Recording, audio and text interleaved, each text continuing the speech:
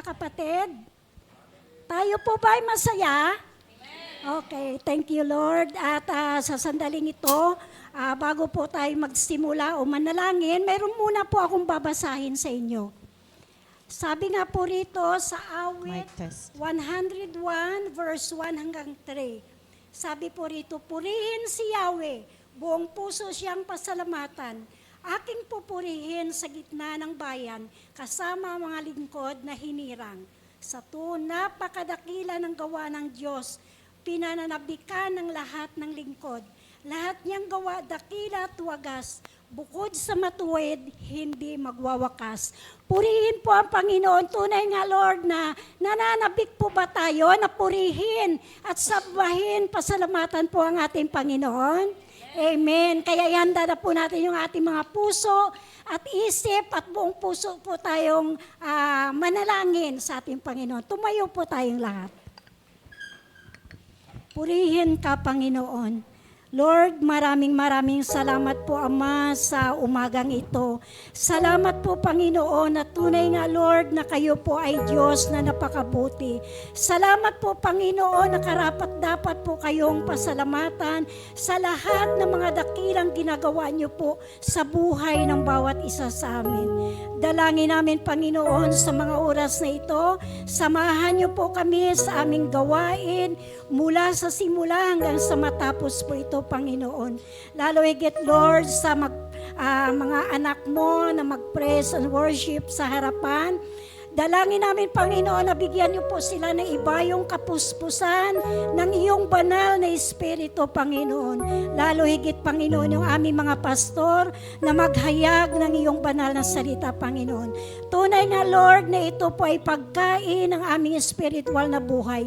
Sabi niyo nga po, Panginoon, na pakinggan po namin at pahalagahan po ito, Panginoon. Salamat po, Lord, at tunay nga, Lord, na ipinagkakatiwala po namin ang umagang ito, Panginoon, at inangkin namin, Panginoon, ang tagumpay na nagmumula po sa inyo sa aming gawain ito. Salamat po, Lord.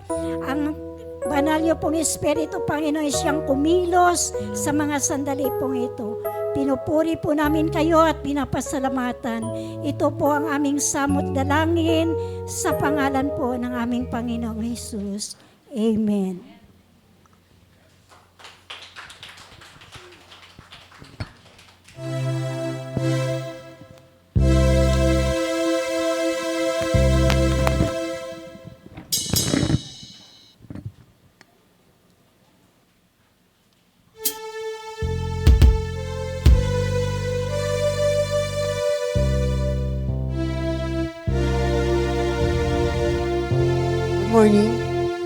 Good morning po sa ating lahat. Sabihin natin sa ating sarili, bless the Lord, O my soul. Bless the Lord, O my soul. Hayaan po natin ang ating mga kaluluwa ang magpuri sa ating Diyos na buhay ngayong umaga.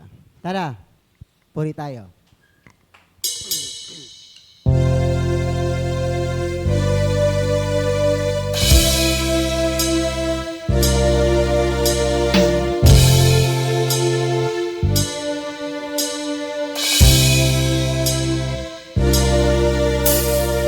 Ay aming papupurihan, Panginoong Jesus.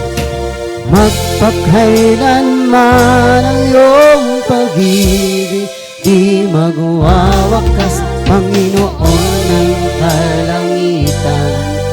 Hari ng mga hari, ikaw aming Diyos, ang simula at wakas.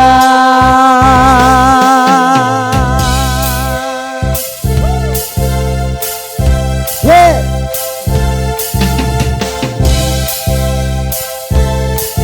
Aming Panginoon, aming Panginoon Jesus, siyang tagapagligtas, ang pag-ibig ay wagas. Aming Diyos ay kay buti, sa pangako tapat lagi. Ang Diyos ay pag-ibig, sa panalangin ay dinidinig. Ay aming papupurihan, Panginoong Jesus. Magpakailanman ang iyong pag-ibig di magwawakas, Panginoon ng kalangitan, Hari ng mga hari.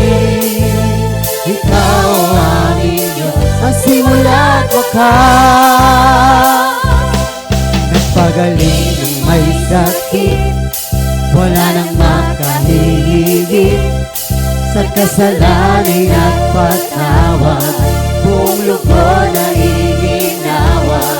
Mga pangangailangan ay iyong inilaan, aming Amang sadyang mayaman, handang katotohanan. Ay aming papupurihan, Panginoong Jesus. Magpakailanman ang iyong pag-ibig di magwawakas, Panginoon ng kalangitan, Hari ng mga hari. Ikaw aming Diyos, ang simula't wakas. Ika'y aming papupurihan, ika'y aming papupurihan, Panginoong Jesus. Magpakailanman ang iyong pag-ibig di magwawakas, Panginoon ng kalangitan, Hari ng mga hari.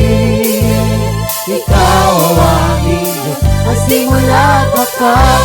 Minsan pa ikaw ay aming papupurihan, ika'y aming papupurihan, Panginoong Jesus.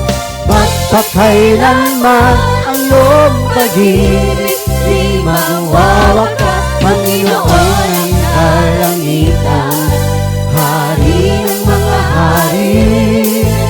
Ikaw aming Diyos, ang simula't wakas, Panginoon ng kalangitan, Hari ng mga hari. Ikaw aming ang simula't wakas, ang simula't wakas, ang simula't wakas. Hallelujah!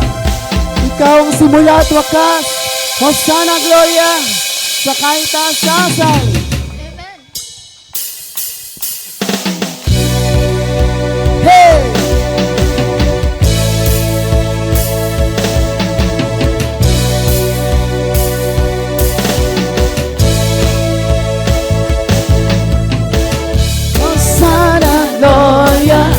Jehovah Messiah, Halina kawitan, Hosanna, Gloria, Mega Alpha, halina't magawitan.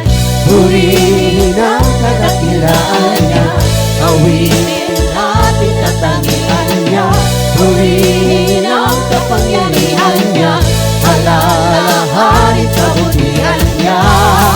Halina, sumamba, sabay-sabay sa hallelujah. Hey! Hey! Hosanna, Gloria, Jaira, Rama, halina at awitan. Hosanna, Gloria, Angin hari, halina't magawitan. Purihin ang kadakilaan niya, awitin natin katangian niya, purihin ang kapangyarihan niya, alalahanin kabutihan niya. Halina, sumamba, sabay-sabay sa hallelujah. Hosanna, Gloria, kaibigan, halina at awitan. Hosanna, Gloria, lumubay ka ramay, halina't magsayawan. Hosanna, Gloria, sama-sama, halina't magawitan. Hosanna, Gloria, Sana, Gloria, halina't magawitan. Hosanna, Gloria. Woo! Hosanna, Gloria, sa kaitaas-taasan. Salamat, Panginoon. Tayo tayo'y sumamba sa ating Panginoong Yesus. Salamat po, Panginoon.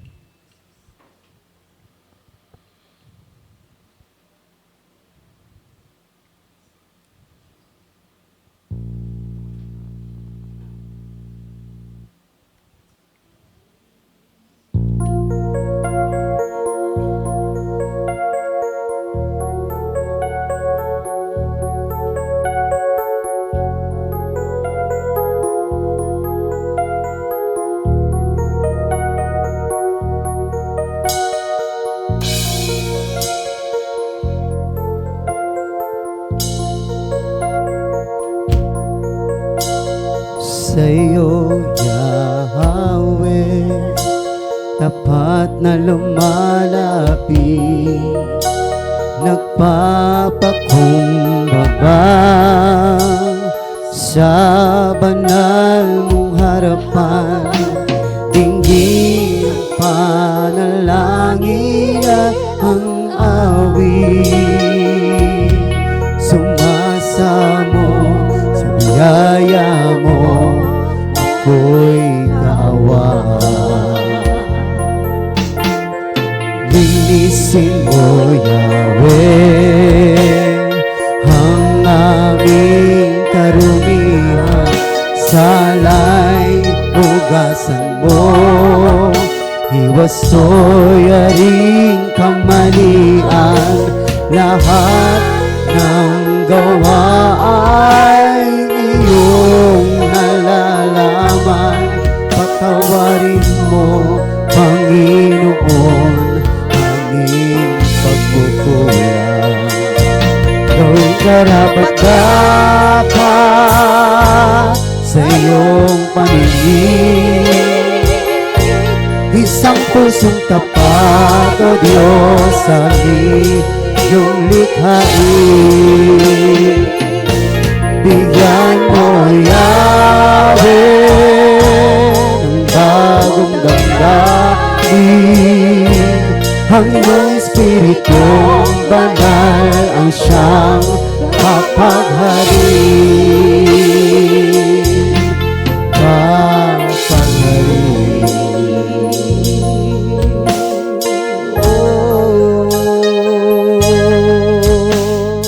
Hangarin ng puso, lubos mong nababati, laman ng isipan, sa'yo ay hindi lingid. Sa aming kalikuan, kami iyong ituwid, sa walang hanggan, samahan mo at ihatid. Gawin karapat-dapat, gawin karapat-dapat, pupuri sa pagulong, paghahandog sa iyong buwalhati. Pagdapatin mo, Diyos, pagdapatin mo sa pagsamba. O Diyos, sana ay tanggapin ang aking buhay. Buhay na gawin karapat-dapat, gawin karapat-dapat sa pagpupuri, sa pagulong, paghahandog sa iyong luwalhati. Maging kapatin mo, O Diyos, sa pagsamba. O Diyos, sana ay tanggapin ang aking buhay. Buhay na ba? O Diyos, tanggapin mo.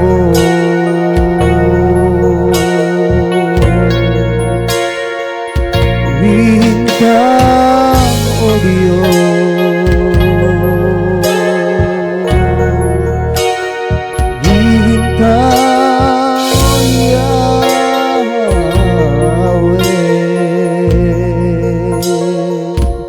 sa kahit taas-taasan.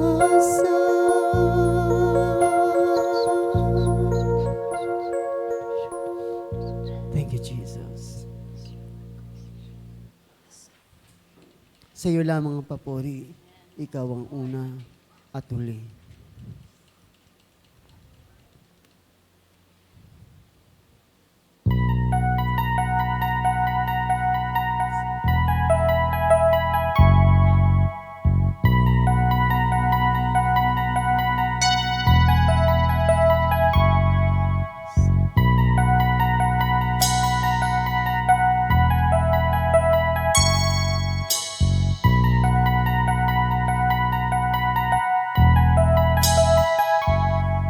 Simula pa lang ikaw na nga ang Panginoon. Ibig mo at iyong abang ay laging naroon. Ang iyong mga anak ay buti ng iyong nga. Binabago ng ganyan, sa walis mo'y matulad pagkat sa'yo ang kapangyarihan, sa'yo ang karangalan, sa'yo ang kapurihan, mula noon, ngayon at kailanman. Sa'yo ang kapangyarihan, sa'yo ang karangalan, sa'yo ang kapurihan, mula noon, ngayon at kailanman.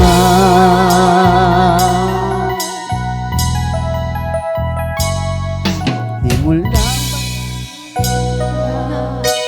ang Panginoon, pag-ibig mo'y ibabang ay laging naroon.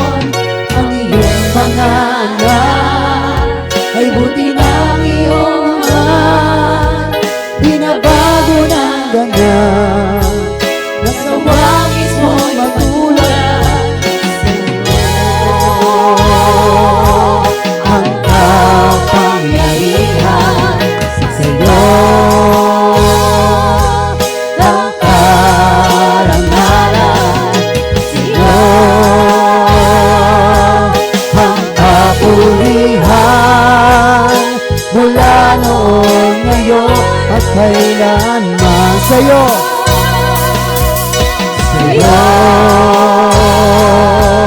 ang kapangyarihan, sa'yo ang karangalan, sa'yo ang kapurihan, mula noon, ngayon at kailanman. Kaya't sa'yo ang kapangyarihan, sa'yo ang karangalan, sa'yo ang kapurihan, mula noon, ngayon at kailanman.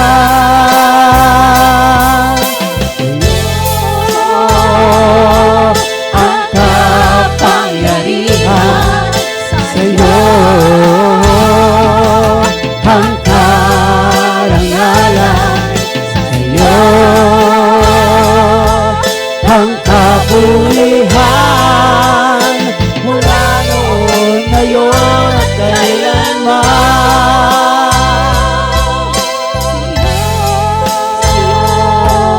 Ang kapurihan, mula noon, ngayon at kailanman.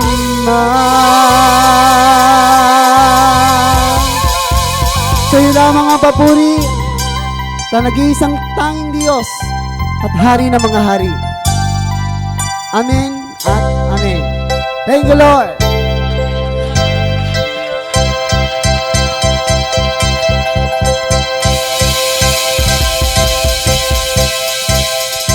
Salamat po sa ating Panginoong Yesus. Tayo pa yung magbatyan sa pangalan ng Panginoong Yesus. Pasana, Gloria.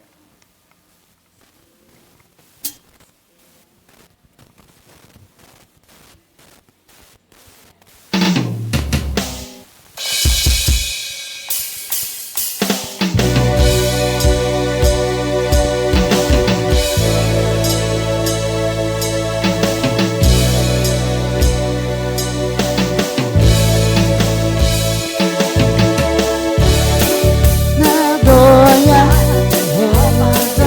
Halina at kawitan, Hosanna, Gloria, Mega at Alpha, Halina at kawitan, purihin ang kadakilaan niya, awitin natin katangian niya, purihin ang kapangyarihan niya, alalahanin kabutihan niya, halina, sumamba, sabay-sabay sa hallelujah. Hey, hey, hey! Hosanna, Gloria, Shaira, Rama, Halina at kawitan. Hosanna, Gloria, Sagang hari at linya magawitan. Purihin ang kadakilaan niya, awitin natin katangian niya, purihin ang kapangyarihan niya, alalahanin kabutihan niya. halina, sumamba, sabay-sabay sa hallelujah. Hey, hey, hey! Hosanna, Gloria, Sagang kaibigan, halina at kawitan. Hosanna, Gloria, patnubay karamay, halina at magawa. Hosanna, Gloria, samahan, halina at magawitan. Hosanna, Gloria, Hosanna, Gloria, halina at magawitan. Hosanna, Gloria. Praise the Lord! Salamat po, Panginoon!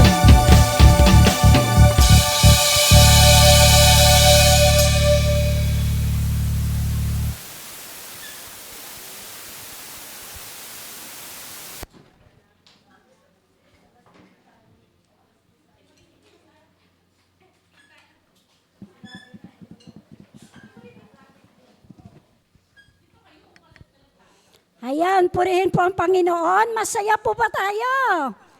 Ayan, talagang galak na galak po ang puso ng bawat isa sa ating pagpupuri at pagsamba sa ating Panginoon. Ayan, sige sa sandaling ito, alam ko po marami talaga ang ginawa ng Panginoon na mabubuting bagay sa bawat isa sa atin. Sino po yung unang gustong magpasalamat sa ating Panginoon? Sino? Oh, daming, ayan, Sister Evelyn. Gusto ko pong magpasalamat sa Lord. Itong January, kasi hindi ko po inaasahan. Usually, pag nagpapasalamat po tayo ay dahil sa may pambayad o kaya may medical miracle. Pero ito pong pinapasalamat ko ay tungkol sa kaluluwa. Maraming beses na napapagod akong maging tutor, maging teacher. Kasi hindi ka naman laging gagalang. Alam yan ng mga magulang. Ang perils ng pagiging magulang ay perils ng pagiging teacher. So, minsan, sabi ko, Lord, sana maging ano na po ako, senior, ganyan. Kasi malapit na nga po talaga. Bibilang na lang ng months. Ang nangyari po, kaya pala ako pinadala doon sa Parañaque. At kaya din ako nakakausap ng isang kapitbahay sa Las Piñas. Charismatic sila. Ayaw nila sa mga Jehovah Witness, ganyan. Naintindihan nyo naman kung bakit. Kasi si Jesus ay tao lang. Alam nyo kanina nung nagpupuri kami, naalala ko yung kwentuhan namin nung neighbor at saka yung taga Parañaque. Mga nanay yun. Hindi po kami nagpupuri dahil may nakita kaming magaling sa amin o sa isang hinahangaan namin. Nagpupuri kami kasi finally, na-realize namin, tuwing tinetesting kami ni Lord, iyon ay para sa ikabubuti ng marami. Gaya po ng sinabing verse sa Genesis, someone meant evil, but God turns it around for good for the saving of many lives. So, nung ako po ay naging tutor sa kanila, hindi po pala para mapagod. Gusto po pala niyang malaman ang gospel ng salvation. Natatakot siya sa mga malas sa buhay, ganyan, ganon. Yung isa naman pong kapitbahay ko, kaya rin po pala nakausap ko, kahit alam niya hindi ako Catholic, nakikipagkwento siya sa akin. Kasi sabi niya, alam mo, pag nakakausap kita, punong-puno ka ng worship song kahit hindi sa loob ng simbahan. Pero totoo po yun. Pagkausap ko siya, hindi pwedeng hindi ako kakanta, nakasabay siya. At yung mga alam kong kanta, alam pala niya. Thank you, Lord. Charismatic po kasi. Charismatic, amen. Si Pastor, nagsimula dyan si Pastor sa Charismatic. So, ang sabi niya sa akin, thank you, marami pa akong itatanong sa yung philosophical. Nagpapasalamat po yung puso ko, matabang-mataba. Kasi yung totoo po to, gutom ako sa paggalang. Gutom ako sa appreciation as teacher na ibigay ni Lord pangalawa ng dalawang nanay na yon. Nagpapasalamat ako sa Lord. At ngayong 2026, may bago akong simula. Hindi na ako matatakot maging teacher uli o maging tutor kasi worth it pala. Parang feeling siguro ng magulang, no? Sa time na umiyak ka dahil sa anak. Pero meron din palang time na ikaw ay ngingiti. Salamat sa Panginoon. Amen. Purihin po ang Panginoon. Tunay nga na napakahalaga talaga na tayo ay patuloy na nagbabahagi ng salita ng Panginoon.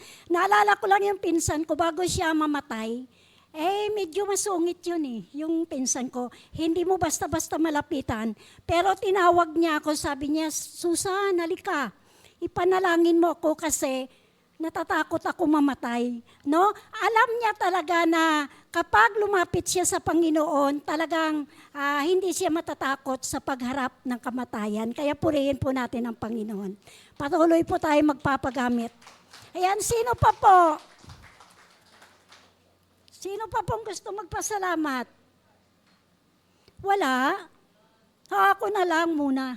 Magpapasalamat ako sa Panginoon kasi sabi ko, kinakausap ko si Lord nung nakaraan. Sabi ko, Lord, tama na naglilinis na lang ako ng simbahan. Huwag niyo na po ako patatayuin sa harapan. Kasi parang, alam mo naman, pag minsan, alam niyo po, matagal na ako talaga sa Panginoon. 27 years old pa lang. Ngayon, 65 na ako. Ang tagal, di ba? Pero nervyos po ako sa harapan. Alam niyo po kung bakit? Naririto ang ating Panginoon. Naririto ang presensya po ng ating Panginoon. Kaya pag tumayo po tayo, buong galang tayo naharap sa ating Panginoon.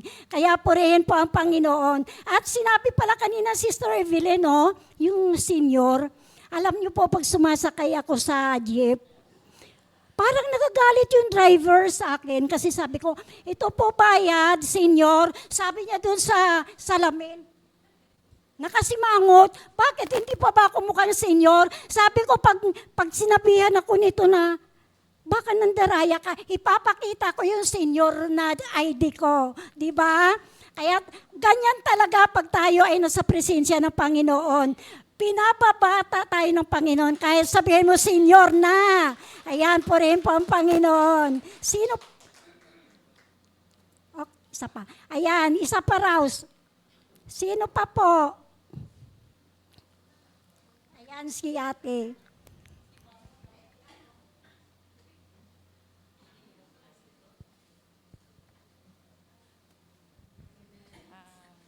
Magandang umaga po sa ating lahat at glory to God dahil nakarating po ako dito sa gawain.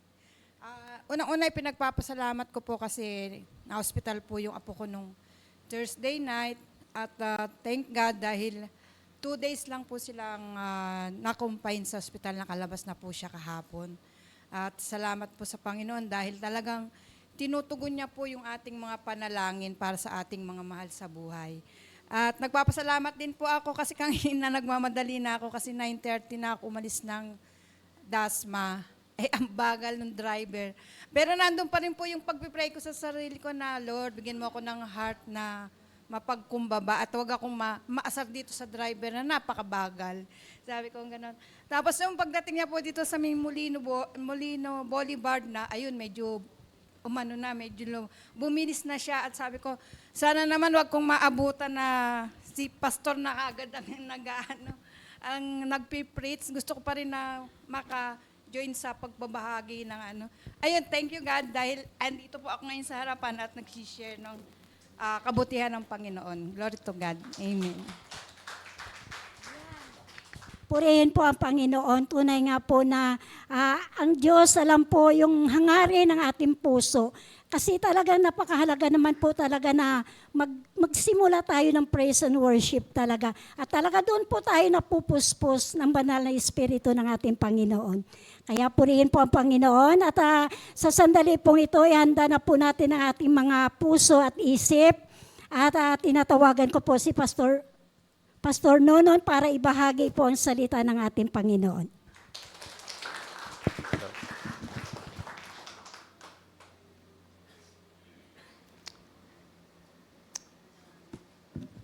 Ayan. Praise the Lord. Amen. Salamat sa Panginoon sa panibagong araw. No? Sabi nga sa kanyang salita sa Psalm 118, kung ano nakakamali, sa verse 24. This is the day that the Lord has made. Anong gagawin po natin? Let us rejoice and be glad in it. Amen?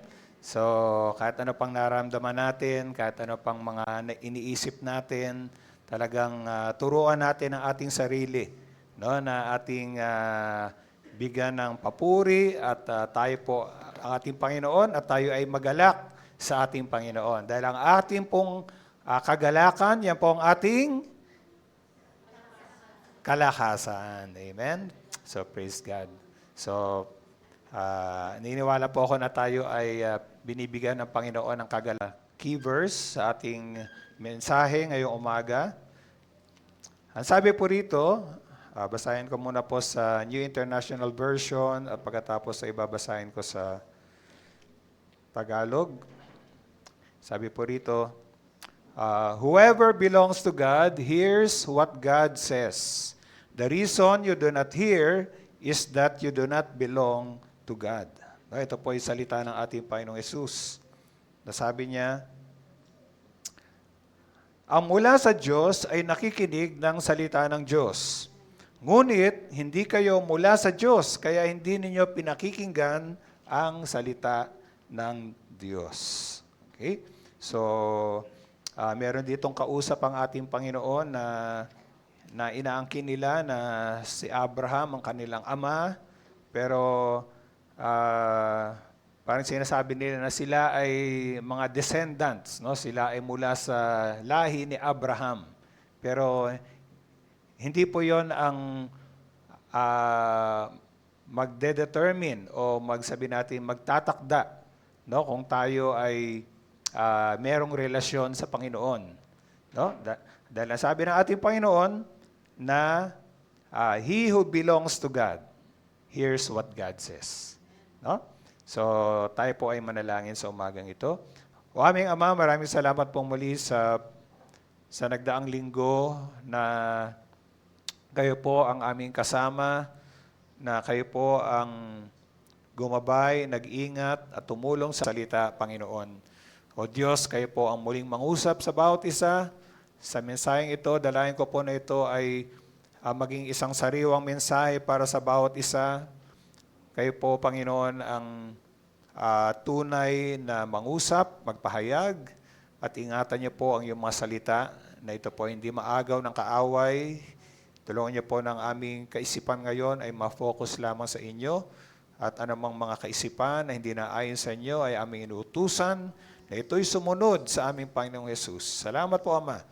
At kayo po, Ama, ang patuloy na kumilos sa bawat isa, patuloy na mangusap sa amin sa umagang ito. Salamat po, O Diyos. At sa iyo na po namin ibinabalik ang lahat ng kapurihan at kalawalatian sa pangalan ng aming Panginoong Yesus. At ang lahat ng mga anak ng Diyos ay magsabi ng Amen and Amen. Amen. Amen. Hallelujah. Praise the name of the Lord. Maria po tayo makaupo at gusto ko lang muling ipaalala na ito pong buwan na ito ng Enero ay Bible Emphasis Month po sa ating church. At ito ay nagko-coincide sa presidential proclamation na itong buwan ng Enero ay National Bible Month sa ating bansa. At katunayan sa susunod na linggo, ito ay National Bible Sunday. So ang mga mensahe po natin ay patungkol sa kahalagahan na talagang bigyan po natin ng panahon ang salita ng Diyos. At kaya makikita niyo dito sa harapan, no? Meron tayo ditong nakalagay dito, rooted in truth. No? Tayo ay nakaugat sa katotohanan. Ano yung katotohanan na tinutukoy dito? Walang iba kundi ang salita ng Diyos. Okay? At teka nga pala, meron akong assignment sa inyo noong nakarang linggo, di ba? No? Naalala niyo po yon? Sino nandito noong nakarang linggo? Taas ng kamay. O, biglang di na nagtaas ng kamay. Hindi. Sino nandito ulit na nakarang linggo? Di ba meron akong assignment sa inyo mga kapatid? Ano yung assignment ko? Na kayo ay mag-memorize ng Joshua chapter 1 verse 8. No? Sige, mamaya, siguro taningin ko na kayo ngayon. Sino sa'yo nakapag-memorize niyan? Itong mga nakarang mga araw. Taas ang kamay. Okay? Meron ba? Gusto kong itanong na ngayon dahil baka habang ako nagsasalita mamaya, nagme-memorize kayo. Di ba? Okay. So, sino nag-memorize niyan? Wala. May bibigay pa naman sana akong premyo. Okay, sayang. Anyway. Sige. So, meron. Sino? Si Hendrik. Memorize ni Hendrik yun. Sige, Mami Hendrik, i-recite mo sa akin. Okay. So, mahalaga po yung talatang yan dahil dyan po talaga tayo ay inuutusan. Hindi lang si Josue ang kinakausap ni Lord, kundi tayong lahat. Na sabi nga dyan, huwag nating kaligtaang basahin ang aklat na yon. Ano yung aklat na tinutukoy? Yung banal na kasulatan. No? Siyempre, noong panahon ni Josue, hindi pa kompleto ang Biblia. No? Noong panahon ni Josue, ay maaring ang meron lang sila ay yung unang 5 aklat, no, ng Biblia. No? Yung Pentateuch na tinatawag. No? Yung Genesis, Exodus, Leviticus, Numbers, Deuteronomy. Kaya mapalad po tayo dahil ang Biblia na meron tayo ngayon, kompleto na. Amen? No? At yun, sabi doon, dili-dilihin, huwag mong kaligtang basahin ang aklat na yon, dili-dilihin mo. Ano ibig sabihin ng dili-dilihin? Pagbulay-bulayan. No? Pagbulay-bulayan. Ibig sabihin, talagang pag-isipan natin, ano bang sinasabi nito? Ano bang ibig sabihin nito? At ano ba ang sinasabi ni Lord sa akin? Okay, yun yung meditation. Ang meditation ay hinalin tulad sa pagnguya ng pagkain. Di ba? Pag kumakain tayo, pagsubo niya ba, lunok na kaagad? No? Anong mangyayari sa'yo pag ginawa mo yon? Mabubulunan ka, di ba? Okay.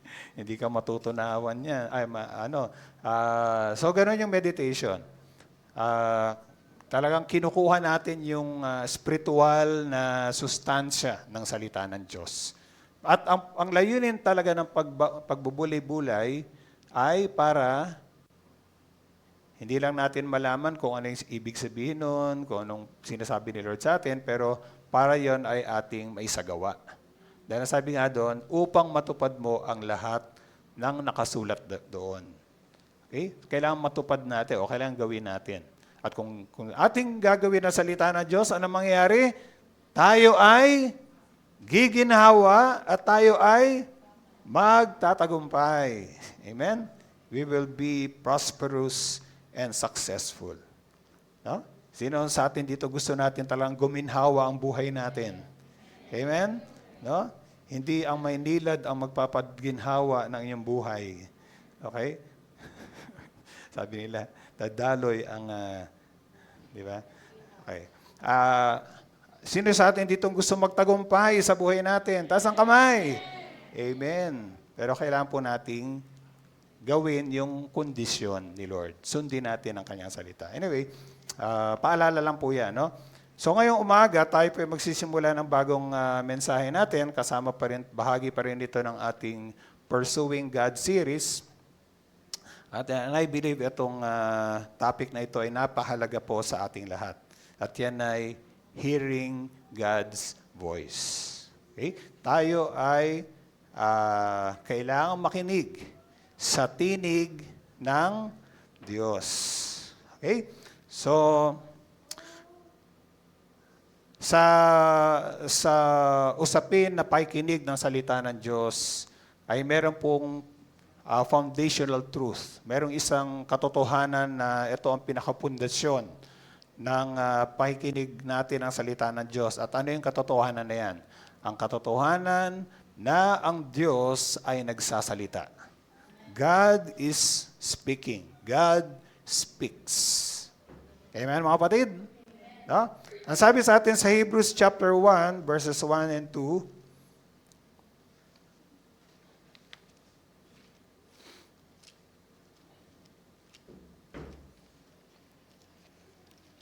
okay, sa English, ang sabi dyan, in the past, God spoke to our to our ancestors through the prophets at many times and in various ways. But in these last days, He has spoken to us by His Son, whom He appointed heir of all things, and through whom also He made the universe. Okay, so ang sabi dyan, noong una, nagsalita ang Diyos sa ating mga ninuno sa iba't ibang panahon at sa iba't ibang paraan sa pamamagitan ng mga propeta. Okay? Kilala niyo po ba yung mga, kung anong tinutukoy na propeta? Kung sino yung isang propeta? No? Yung mga propeta, sila yung nagpapahayag ng mensahe ng Panginoon. Sa Old Testament, maraming ganyan. Kaya nga ang ating Bible, meron diyang, kung papansin niyo, meron diyang aklat ni Isaiah, Jeremiah, sino pa? Ezekiel, Daniel. Kung di ako nagkakamali, sila yung tinatawag na major prophets. No? At pagkatapos nun, susunod na sila Hosea, Joel, and so on and so forth. Yung mga minor prophets. No? Okay? So lahat, iba't ibang mga propeta yan na ginamit ng Lord sa lumang tipan. Pero sa mauling araw na to, sabi, ngunit ngayon, siya'y nagsalita sa atin sa pamamagitan ng kanyang anak. At sa pamamagitan ng anak ay nilikha ng Diyos ang sansinukob at siya ang itinalaga na magmay-ari ng lahat ng bagay. Alam natin kung sino yung anak na tinutukoy doon. Sino yun, mga kapatid? Ang ating Panginoong Jesus. So, ibig sabihin, sa panahon na ng bagong tipan, ang Diyos ay nangusap na sa pamamagitan ni Jesus. Na siya ang anak ng Diyos, alam natin na nagkatawang tao. So, makikita natin na noong unang panahon hanggang ngayon, ang Diyos ay nagsasalita. Amen? God speaks. Nasabi nga sa Bible, ang Diyos ay may bibig. Naalala niyo sabi sa Matthew chapter 4, verse 4? Ano sabi doon? Hindi lamang sa tinapay nabubuhay ang tao, kundi sa bawat salitang namumutawi sa bibig ng Diyos. Well, ulitin ko, no? Sa Biblia, pag binabanggit yung ang Diyos ay merong mata, ang Diyos ay merong kamay, ang Diyos ay may bibig, hindi naman literal yung tinutukoy doon. No? Parang may tawag doon no? Hindi ako nagkakamali. Kung di ako nagkakamali, anthropomorphism. Yung parang inalin tulad ang Diyos sa may mga paghalin tulad ang Diyos sa halimbawa sa bahagi ng ating katawan, no? Pero may ibig sabihin lang doon. No? So, pag sinabing ang Diyos ay may bibig, ibig sabihin ang Diyos ay nagsasalita.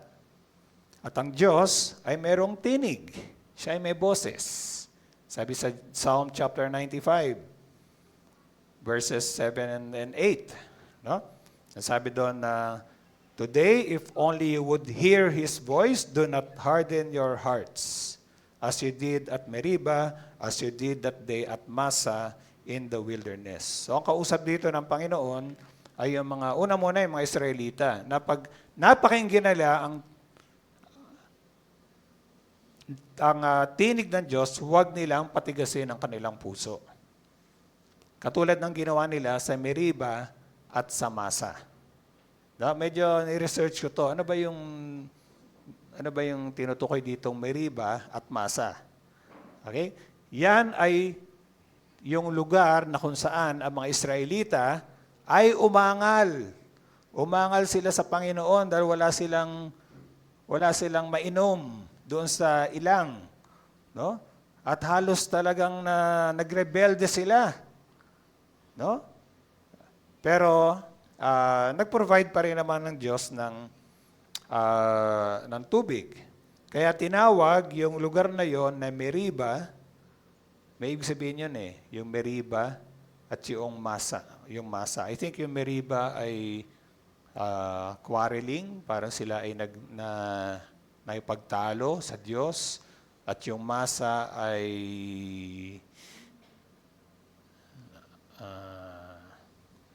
nalimutan ko na. Okay, hindi ko kasi naisulat. Pero may ibig sabihin yun, no? Yung dalawang salitang yun. So sabi rito, pag narinig natin ang tinig. So ang Diyos ay may tinig. God has a voice. Okay? At siguro ang tanong sa atin, paano ba nagsalita ang Diyos at paano pa rin nagsasalita ang Diyos? Ano ba yung mga paraan na kung paano ang Diyos ay nagsasalita sa atin? Gusto ko lang magbigay ng ilan, pero hindi ito exhaustive. Hindi ko na nilista lahat. Nilista ko lang ilang mga paraan na kung paano ang Diyos ay nagsasalita. Pero tanong ko kayo mga kapatid, bago ilipat yung slide na yan, palagay nyo, sa paanong pangunahing paraan na ang Diyos ay nangungusap sa atin ngayon? Sa panahon natin ngayon. What is the primary means by which God speaks to us today? Sa pamamagitan ng Kanyang salita. Amen? So, maring next week, yun po maging topic natin, yung God speaks through His Word. Pero ngayon, parang ito ay general introduction sa pakinig natin sa tinig ng Diyos. Totoo po yan. God speaks through His Word. Kanina nabasa natin sa Hebrews chapter 1 verse 2 na ang Panginoon ay nagsalita ngayon sa pamamagitan ng kanyang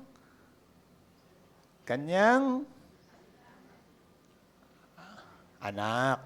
Okay, talaga nalimutan niyo na kaagad. No? Okay, anak, di ba? Sa Biblia, Jesus is the living Word. Ang tawag sa Kanya, He is the Word of God. Di ba mga kapatid? No? He is the Word sa John chapter 1. So si Jesus, siya ang buhay na salita. Nung nandito ang Panginoong Jesus, ang bawat salita niya ay salita ng Diyos. Kasi siya rin na nagsabi, hindi siya nagsasalita sa sarili niya. Kung ano ang pinapasabi ng Ama, yun lang ang kanyang sinasabi. Amen? At salamat sa Panginoon dahil yung mga salita ng ating Panginoong Jesus ay naisulat ng kanyang mga alagad. Kaya meron tayong saan natin mababasa dito yung mga sulat o yung mga sinabi ng Panginoong Yesus? Saan sa Bible? Sa mga Ebanghelyo. Okay, yung mga Gospels. The Gospel according to Matthew, Mark, Luke, and John. Although sa Book of Acts, meron din nun iilan. Pero mas primarily dun sa 4 Gospels. So, ang Diyos ay nagsalita sa pamamagitan ng kanyang anak, ang ating Panginoong Yesus. And God also speaks through the written word. Okay? So si Jesus ang living word, ang Bible ang written word. Ito yung salita ng Diyos na naisulat. Okay? Naisulat. At alam na natin yan, 2 Timothy chapter 3 verse 16, nasabi doon, lahat ng kasulat ay kinasihan ng Diyos. Ibig sabihin, inspired by God, Ibig sabihin, hiningahan ng Diyos. So, hindi ito ordinaryong salita, mga kapatid. No? Ito ay, kumbaga, hiningahan ng Diyos. Ibig sabihin, parang galing sa Kanya talaga, sa bibig niya. Amen, mga kapatid? No?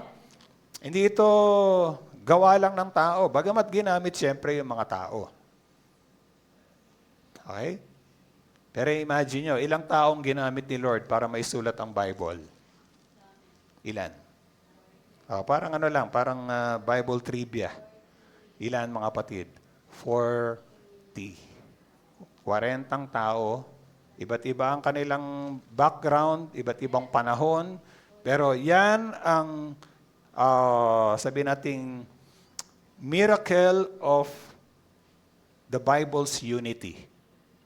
Dahil, isipin nyo iba't ibang tao, sa iba't ibang panahon, pero ang lahat ng sinulat nila ay nagkakaisa. Amen, mga kapatid? Amen? No? Nagkakaisa. Kaya yon ay talagang galing sa Diyos ang kanilang sinulat. So, God speaks through His written word, through the Bible. Pangalawa, naniniwala ko, God also speaks through His Holy Spirit. Kasi ang sabi sa John chapter 14, ang sabi dyan, "But the Advocate, the Holy Spirit, whom the Father will send in my name, will teach you all things and remind you of everything I have said unto you." Amen? John chapter 14, sabi rito, "Ngunit ang patnubay," nagkakamali, "Ngunit ang patnubay, ang Espiritu Santo na susuguin ng Ama sa pangalan ko, ang siya magtuturo sa inyo ng lahat ng bagay at magpapaalala ng lahat ng sinabi ko sa inyo." Amen? So, ang Banal na Espiritu, siya ay nagtuturo sa atin ng mga salita ng Panginoon at siya rin yung nagpapaalala. Di ba, minsan mga kapatid, halimbawa, merong sitwasyon na may pinaalala ang Banal na Espiritu Santo sa iyo na salita ng Diyos na kailangan mo sa sandaling yan. Amen? No? Nangusap ang Diyos sa pamamagitan ng kanyang Banal na Espiritu, pinaalala sa atin yung salita ng Panginoon. No?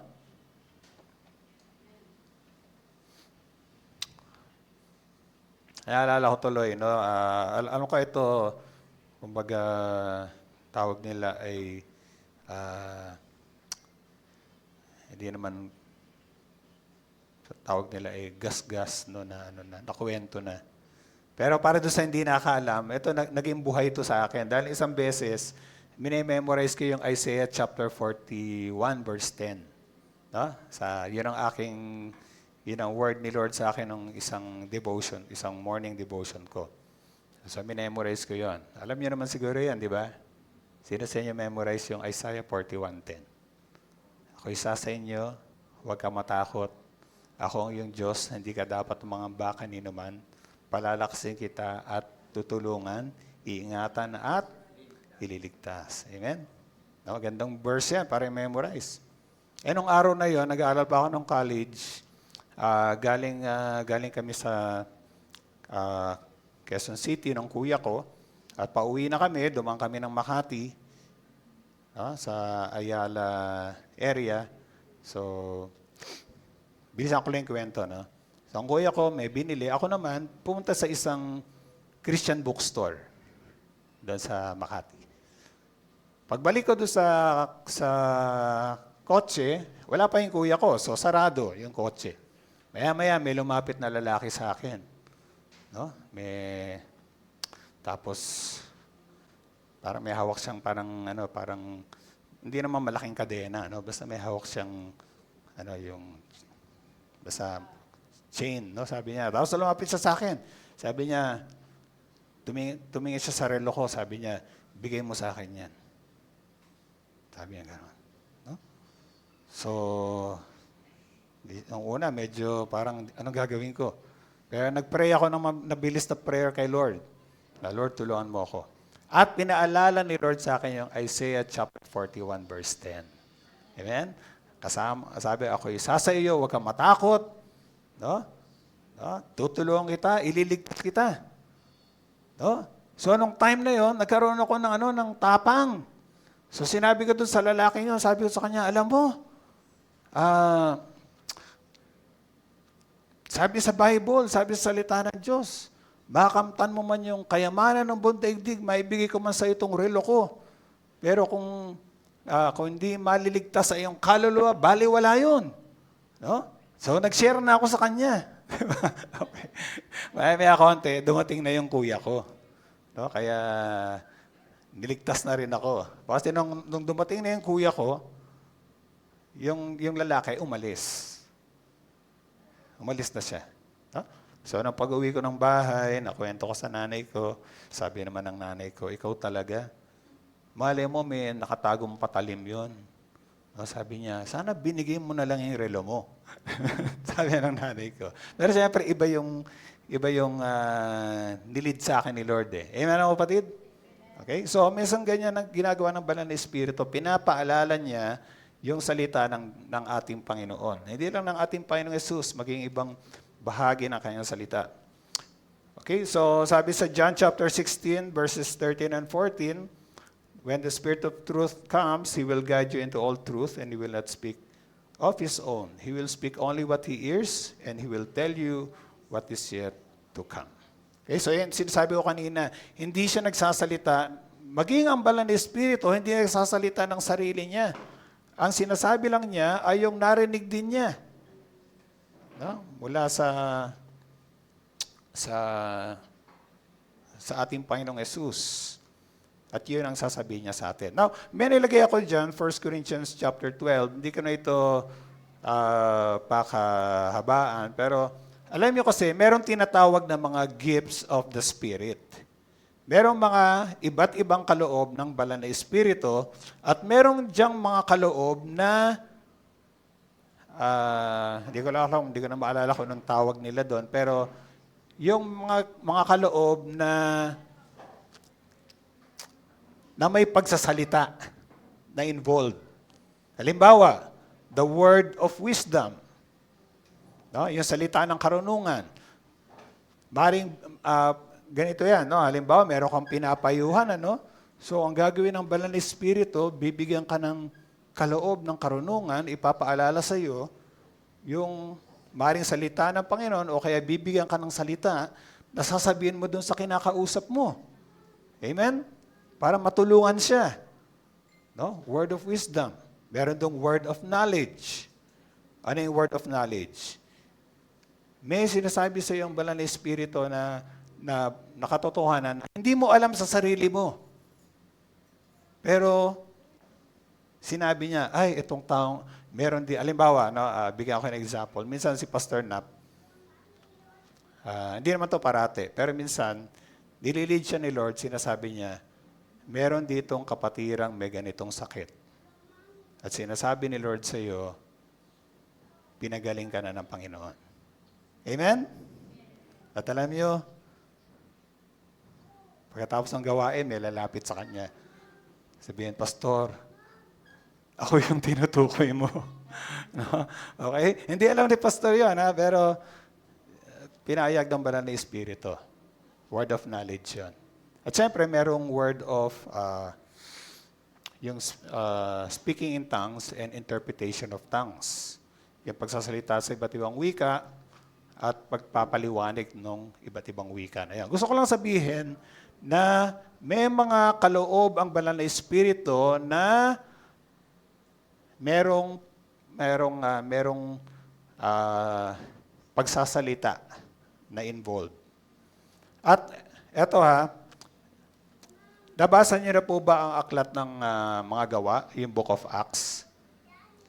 Napansin niyo ba na may mga specific mga instances na nagsalita talaga ang Banal na Espiritu?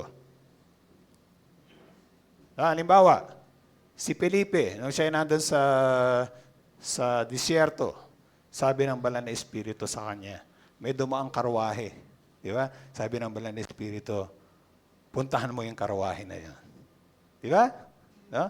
So, may mga ganong mga pagkakataon na naungusap ang Banal na Espiritu Santo sa atin para magbigay ng instruction. Maring meron gusto ipagawa ang Lord sa atin. So, naungusap ang banal na Espiritu sa atin. Okay, gusto ko lang sabihin yon na ginagamit ng Diyos ang banal na Espiritu para mausap sa atin. Number 3, ginagamit niya yung mga godly persons. Mga tao na makadiyos. Ginagamit sila para mangusap sa atin. Nabasa natin sa Hebrews chapter 1 verse 1 na in times past, God spoke through His prophets. No?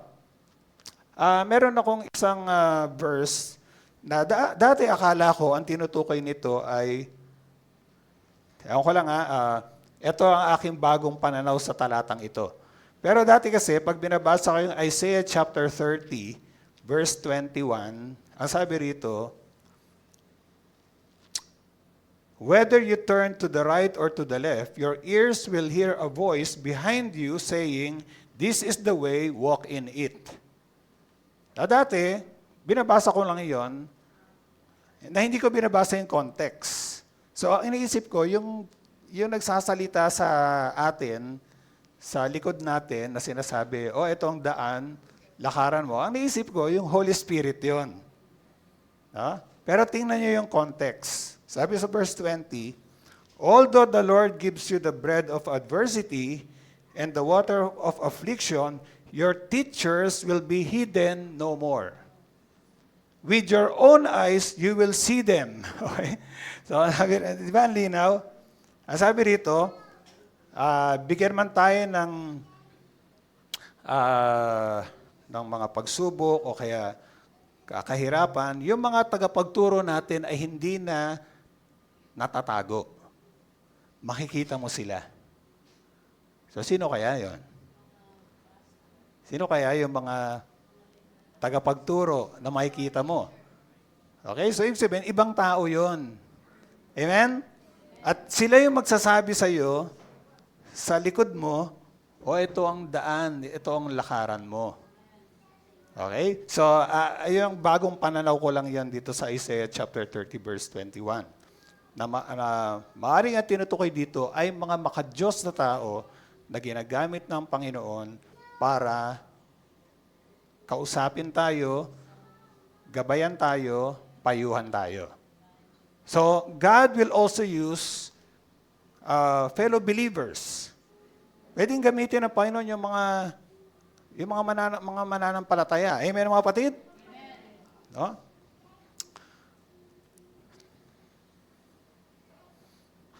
Pero naniniwala ko, mga kapatid, kalimitan, yung sasabihin sa iyo ng iyong kapatid ay confirmation na lang na sinabi na rin ni Lord sa iyo. Ano yung sabihin doon? Ang Diyos, pag meron siyang gustong sabihin sa iyo at sa akin, direkta niyang sasabihin sa atin. Amen? No? Hindi yung pararatingin pa niya sa iba. Kausapin niya na tayo. Pero pwedeng gamitin ni Lord yung ibang tao para i-confirm. No? Dahil sabi kasi sa isang talata na ang isang bagay daw ay, ano sabi doon? Napapatunayan ng 2 o 3 patotoo. No? Meron ganong verse sa Corinthians. So, kaya alam niya, delikado yung mga yung mga sinasabi, sabi ni Lord sa akin. Sabi ni Lord sa akin.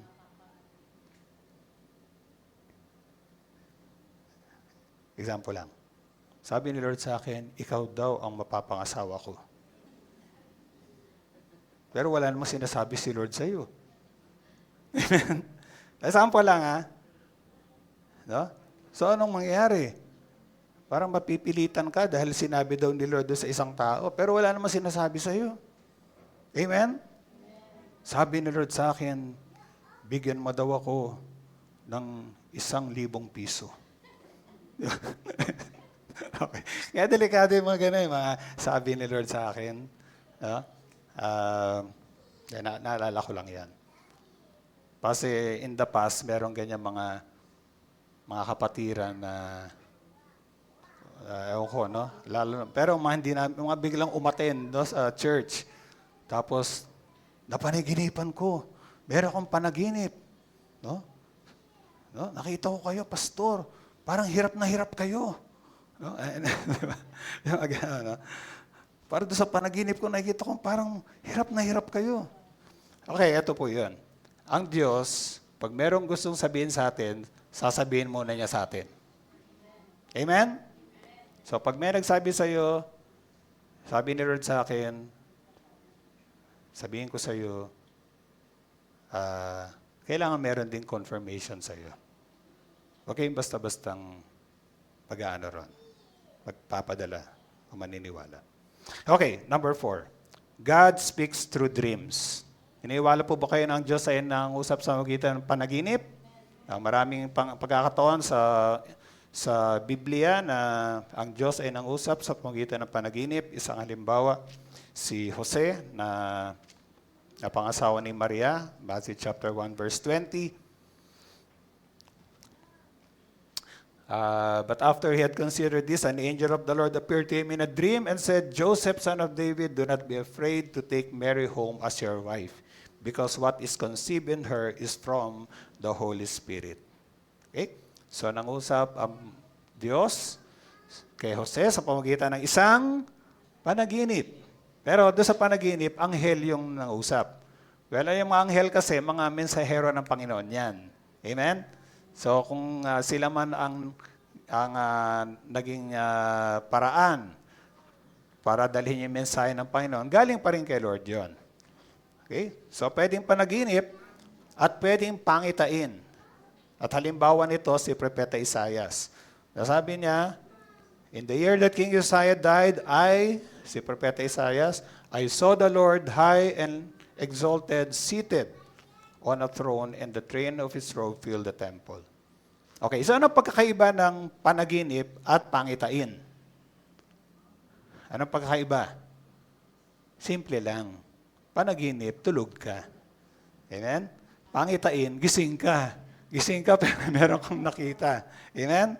So yun lang ang pagkakaiba nun.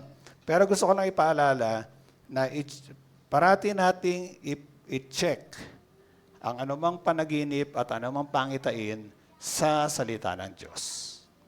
At naniniwala po kung yan ay talagang galing sa Panginoon, mangyayari yan. So ang aking paalala lang, hindi lahat ng panaginip ay galing kay Lord. Amen? No? Sino sa inyo nakapanaginip ng alam niyong hindi galing kay Lord? Taas ang kamay. No? Ako, malimit akong ganyan. Yung mga papanaginip akong parang naliligaw ako. Di ba? No? Hindi ko na alam kung saan ako pupunta. Tapos nawawala pa yung mga gamit ko. No? Parang totoo yung panaginip. Tapos magigising ako, sabihin ko, Lord, salamat, panaginip lang pala. Amen? Okay? Meron yata sa Biblia, sabi doon na panaginip daw, minsan bunga ng, ano ba yan? Pag-iisip. Isang dami ko kasing iniisip eh. Kaya nung natulog ka, no, yung huling iniisip mo, yun ang nasagap ng subconscious mind mo. Amen? No? Kasi ganito po yan eh. Tayo pala, pag matutulog, yung gumagana, pag tayo ay gising, yung conscious mind natin. Pero, darating yung time na hindi mo mamalayan kailan yun. Biglang inantok ka na, nakatulog ka. Ang gumagana ngayon, yung subconscious mind mo. Amen? Kung ano yung huling na iniisip mo nung gising ka, dililipat doon sa subconscious mind. So kaya mahalaga mga kapatid, bago tayo matulog, ano ang huling iisipin natin? Yung salita ng Panginoon. Okay, so tuloy natin. Sa Acts chapter 2 verse 17, sabi diyan, sa mga huling araw, sabi doon, di ba yun yung prophecy, prophecy kay through the prophet Joel, na in the last days, your young men, tingnan ko lang po ano yung exact na sinabi. Your sons and daughters will prophesy, your young men will see vision, and your old men will dream dreams. Okay, so nangusap din si Lord sa pamagitan niyan. At meron pang isang paraan ang Diyos ay nangusap at ito ay malimit na babasa natin sa Lumang Tipan, yung tinatawag na audible voice. No? Ano ibig sabihin ng audible voice? Ano ibig sabihin nun? Naririnig. No? Meron akong narinig dati, sabi, hindi audible yung sinabi niya, edible voice. Okay, iba ho yung edible. No? Ang edible, nakakain. Okay? So, hindi siya edible voice, audible voice. Katulad ng nangyari kay Moses. Sa Exodus chapter 3, verse 4, sabi doon, nakita ni Moses yung halamang nasusunog pero hindi natutupok. Nangusap si Lord. Sabi ni Lord, ano sabi ni Lord? Moses, Moses. Okay? Narinig talaga ni Moses yung tawag sa pangalan niya. Now, gusto ko lang sabihin, mga kapatid, na naniniwala ko, nangungusap pa rin naman si Lord sa pamagitan ng kanyang audible voice, pero hindi na po siya madalas ngayon. Sino sa inyo ang narinig nyo talaga yung boses ni Lord na nangusap sa inyo? Nakarinig kayo ng audible voice. No? Ako, aminin ko, hindi ko pa naranasan yan. No? Amen? Pareho din siguro, pareho naman tayo, no? Na hindi yung narinig nyo, sabi, Henry. Okay? Meron isang kapatiran no, na narinig niya talaga. Pero yung kapatiran na yon, asawa po yon ng isang tapat na kapatiran sa church. Pero yung asawang lalaki, hindi talaga umattend. No, hindi umattend. Talagang mahinginom pa nga eh. Pero minsan umattend, hindi rin regular. Pero alam nyo, minsan narinig niya talaga ang tinig ni Lord. Hindi ko lang maalala kung ano yung sinabi sa kanya. Talagang dinig na dinig niya. Naisip ko lang, siguro si Lord, ako lang hindi masiro ito parati. Pag kinakausap ka niya, halimbawa sa kanyang salita, o sa ibang tao, at hindi ka nakikinig, para makuha na talaga ang attention mo, parinig niya talaga sa iyo ang boses niya.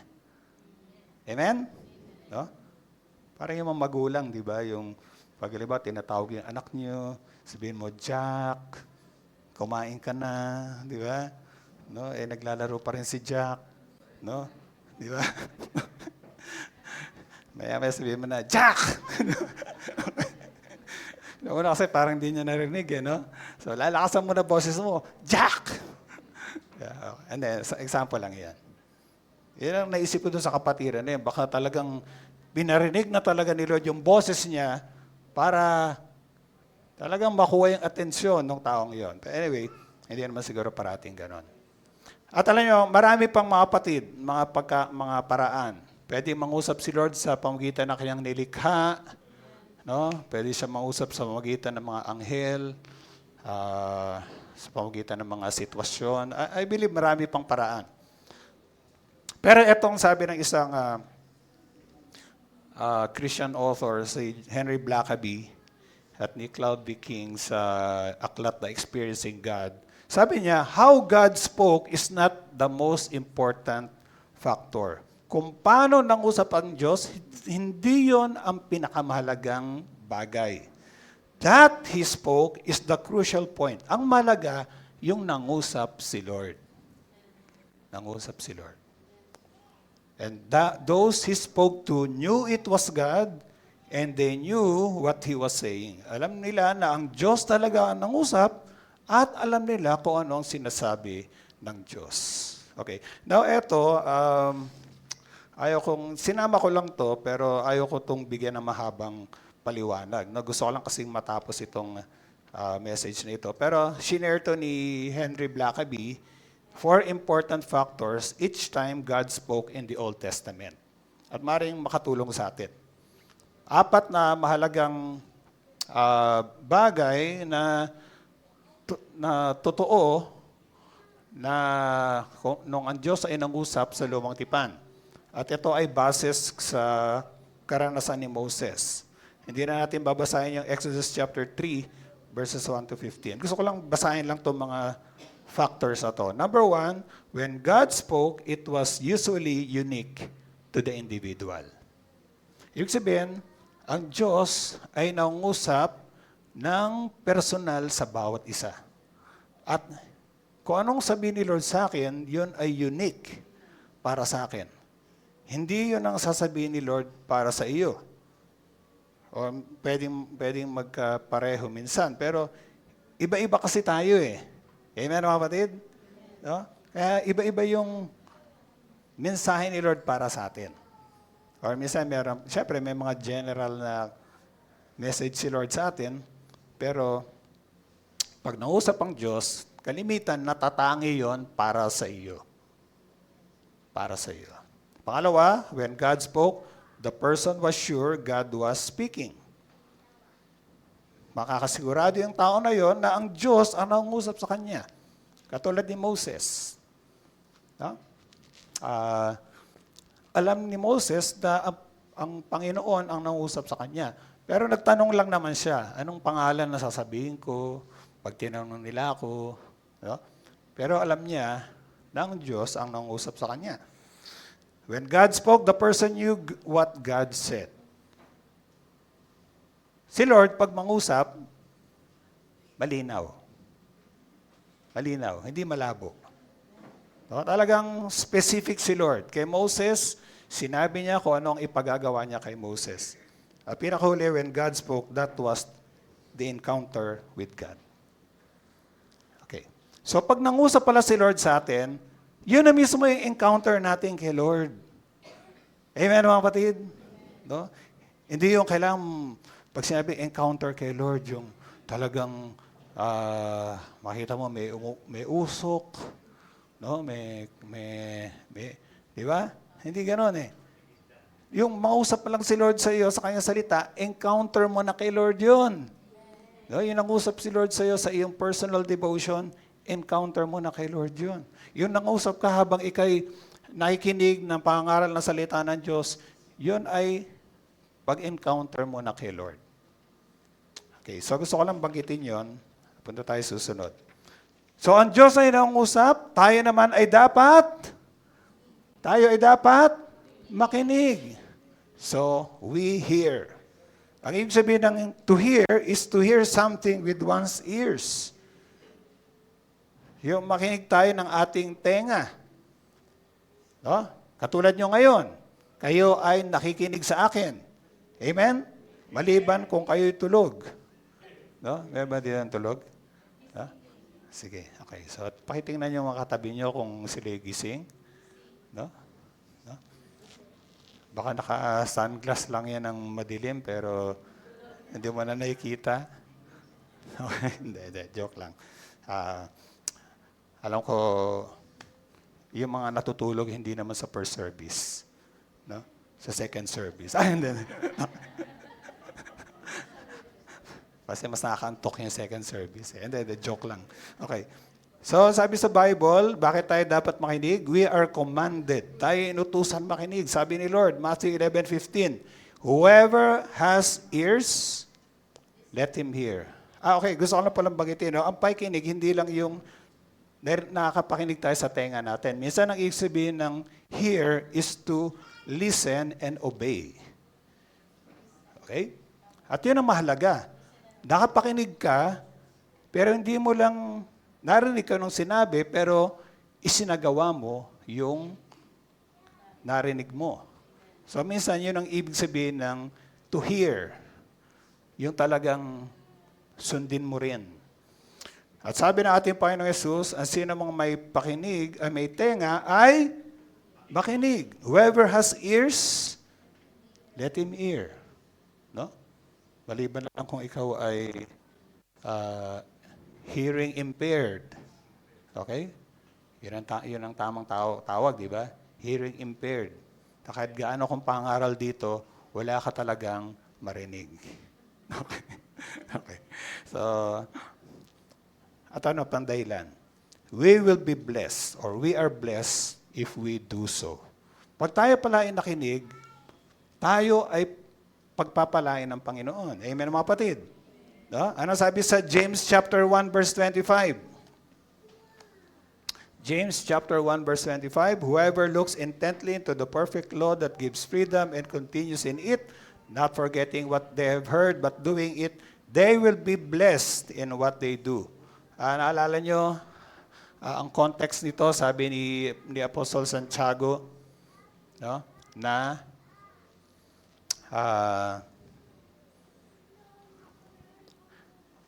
yung taong nakikinig para daw humarap sa salamin. No? Ngayon, pag humarap ka sa salamin at hindi mo inayos yung itsura mo, kahit nakita mo yung sarili mo sa salamin, para ka daw nakinig ng salita ng Diyos at hindi mo naisagawa. Amen, mga kapatid? Amen? Meron nga pala akong sabihin sa mga kapatid. Narinig ko ito sa isang pastor.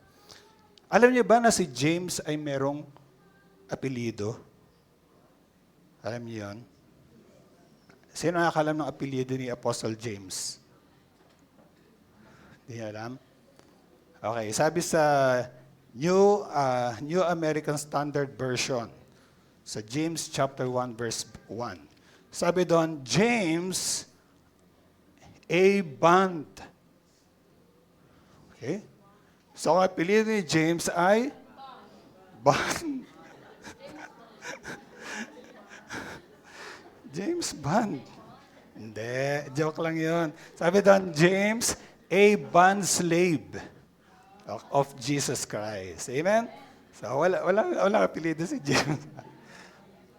Okay? Diba? Iba yun si James Bond.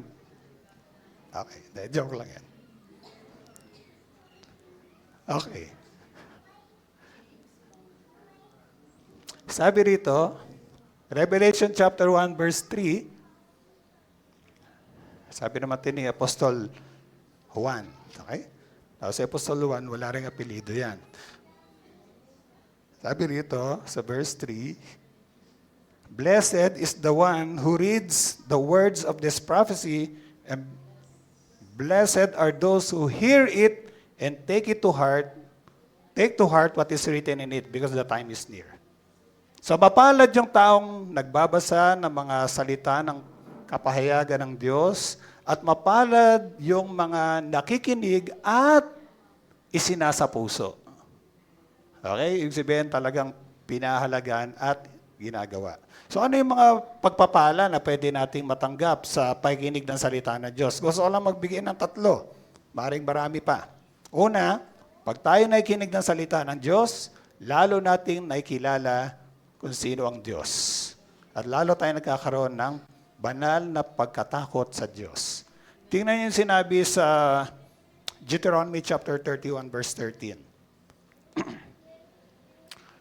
Their children who do not know this law must hear it and learn to fear the Lord your God as long as you live in the land you are crossing the Jordan to possess. Kasi kung naalala ninyo, yung mga Israelita, hindi sila nakapasok sa nung una silang nakarating sa labas ng lupang pangako, hindi sila agad nakapasok. Dahil, anong nangyari? Ayaw nilang pumasok. Nakita nila yung mga malalaki yung mga tao ron, malalaki yung mga syudad nila. Ang nagsabi lang na, sige, pumasok tayo ay si Josue at si Caleb. So, ano nangyari? Yung mga Israelita, paikot-ikot uli doon sa ilang. No, kung di ako nagkakamali, for another 40 years.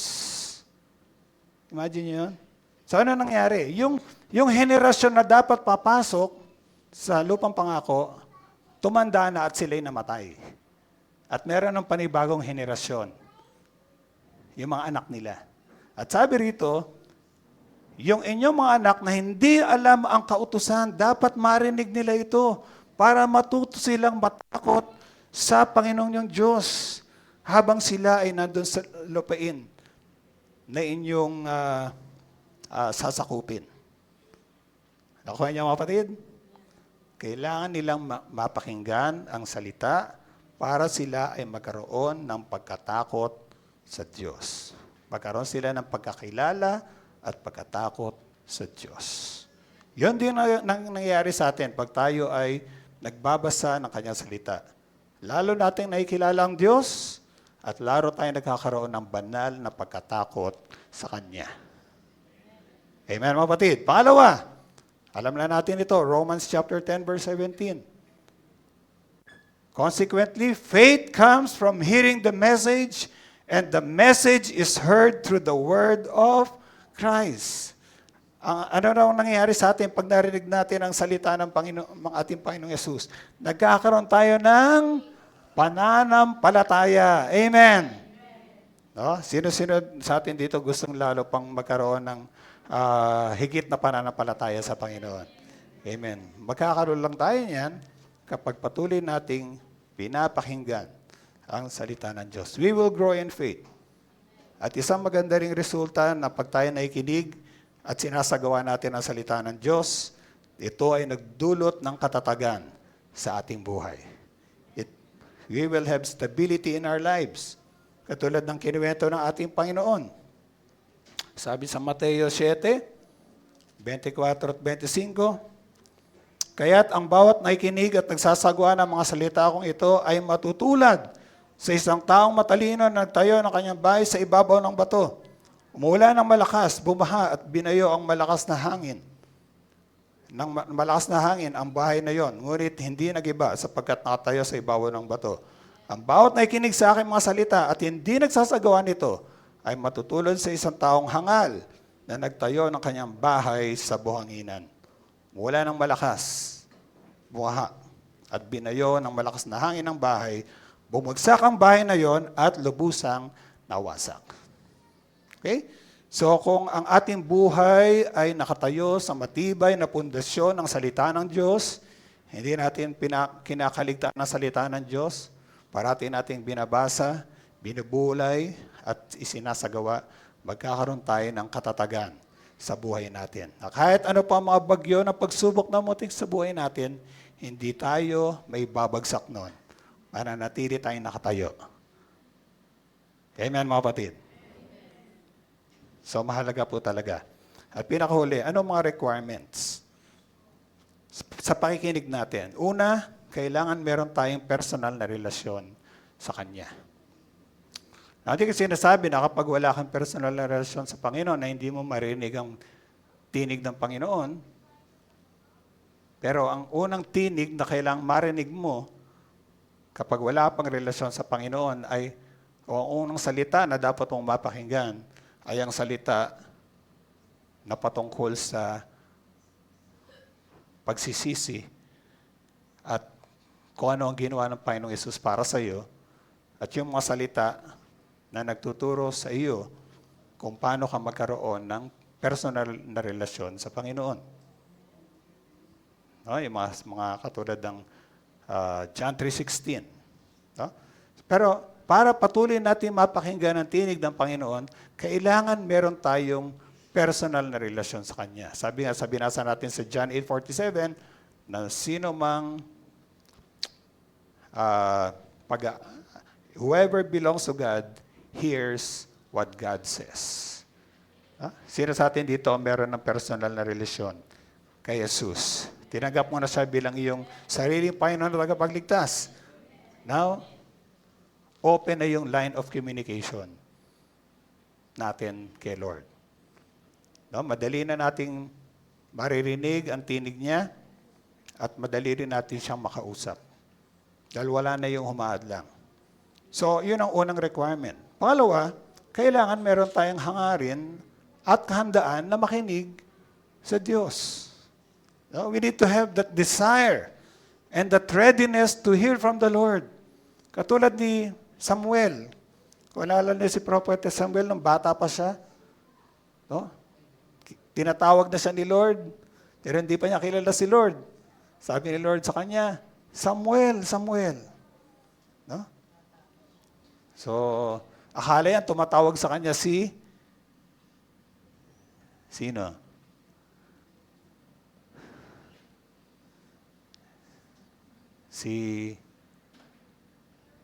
Eli. Di ba? Yung kumupop sa kanya. So, akala niya yung tumatawag sa kanya. Pero later on, tinuruan siya ni Eli. Sabihin mo, pag narinig mo uli na tinatawag ka, sabihin mo, Panginoon, mangusap po kayo dahil ang iyong lingkod ay nakikinig. Amen? So maganda maging gano'n ang attitude natin. Nakatulad ni Samuel, sabi natin, speak for your servant is listening. So tayo po ba, naghahangad ba tayo na mapakinggan natin ang tinig ng Panginoon? Amen. Ulitin ko tanong ko. Naghahangad po ba tayo na mapakinggan natin ang tinig ng Panginoon? Amen. No? Nako, lalo na sa mundo natin, maraming tinig. No? Hindi lang ang tinig ng Panginoon. Anong tinig? Tinig ng himala. Hindi, wala na yun. Tinig ng kaaway. Amen? No? Tinig ng mundo at maging sarili natin tinig. Pero ang kailangan nating mapakinggan, lalo na at higit sa lahat, ay ang tinig ng Diyos. Kung ang pangunahing paraan ng Diyos ay nausap sa atin ay sa pamamagitan ng kanyang salita, at gusto nating patuloy na mapakinggan ang tinig ng Diyos, kailangan magbigay tayo ng sapat na panahon sa kanyang salita. Amen, mga kapatid? No? Pagising niyo sa umaga, anong inyong unang hinaharap? Cellphone? Naku, baka may nag-message na sa akin. Diba? Okay? Sabi nga, pagising niyo sa umaga, face the book. No? Hindi Facebook. Okay? Face the book. Amen, mga kapatid? So, ito nga pala, kung sa tingin nyo, Pastor, hindi ko alam, gusto kong basahin ng Bible, yung talagang chronological o kaya yung talagang mabasa ko talagang Bible ng buo sa taong ito. At kung gusto nyong magkaroon ng guide, pwede ko kayong bigyan ng Bible reading guide. Maraming ganyan eh. Kung talagang seryoso kayo na gusto nyong mabasa ang Biblia, no? From Genesis to Revelation, meron po kong gabay na pwede ibigay sa inyo. Okay, number 3, open and believing hearts. Mahalaga na magkaroon tayo ng pusong bukas at pusong sumasampalataya. Katulad ng mga kapatiran sa Thessalonica. Tingnan niyo, sabi rito, and we thank God continually because when you received the word of God, which you heard from us, you accepted it not as a human word, but as it actually is the word of God, which indeed is at work in you who believe. Okay? So yung mga taga-Thessalonica, nung narinig nila yung salita ng Diyos mula kay Pablo, tinanggap nila yon. No? Bukas ang puso nila, tinanggap nila yon. At sabi rito, it is at work in you who believe. No? Ibig sabihin, sinampalatayanan nila yung tinanggap nilang salita at yon ay kumikilos, gumagawa sa kanila. So kailangan mga kapatid, pag tayo ay nakinig ng iyong salita, bukas ang puso natin at tayo sumasampalataya sa salita na ating napakinggan. Amen mga kapatid? At pinakahuli, at ito palagay ko ang mahalaga sa lahat, obedience. Dahil kahit napakinggan natin ang salita ng Diyos, kahit alam natin kung ano sinasabi ng salita ng Diyos, pero hindi naman natin isinasagawa para lang tayong humarap sa salamin at nakalimutan natin ang itsura natin. Hindi tayo pagpapalain nun. Pero sabi ng Panginoon, yung talagang tumingin na maigi sa sakdal na salita na nagbibigay ng kalayaan at nagpagpapatuloy doon, hindi nakalimutan ng kanyang napakinggan, kundi ginagawa ito, sila ang pagpapalain. Amen. So, in application, patuloy ba nating naririnig ang Diyos na nangusap sa atin? At pag ang Diyos ay nangusap sa atin, tumutugon ba tayo ng may pananampalataya? Tumutugon ba tayo na may kapakumbabaan? At tumutugon ba tayo na merong pagsunod? Mga kapatid, alam ko, hindi lang kayo, pero kahit ako. Gusto ko talagang patuloy na marinig ang tinig ng Panginoon. At higit sa lahat, masunod yung sinasabi niya sa akin. Tayo manalangin. Salamat po aming Panginoon dahil patuloy nga po kayong nangungusap sa amin sa iba't ibang paraan. Dahil nais niyong ipahayag sa amin ang magandang plano niyo. At nais rin kami, Panginoon, at gabayan sa buhay namin. Lalo na sa mga panahon na kami ay may mga kinakaharap na mga pagsubok.